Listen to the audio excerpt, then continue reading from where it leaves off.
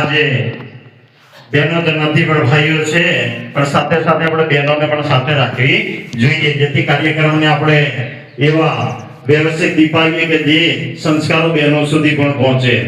આજના કાર્યક્રમની શરૂઆત આપણે ઓમથી કરીશું. ઓમની શરૂઆત એટલા માટે કરીએ કે આપણા મનની અંદર આપણે સારા સંસ્કારોને અંદર ઉતારવા માટે ખાલી થઈ જઈએ, મનને ખાલી કરી લઈએ, અહીંયા કુસંસ્કારો છે એને દૂર કરી સારા સંસ્કારોની સ્થાપના થાય. એવા ભાવ સાથે એકવાર મારી સાથે ઓમકારનો રટણ કરીએ.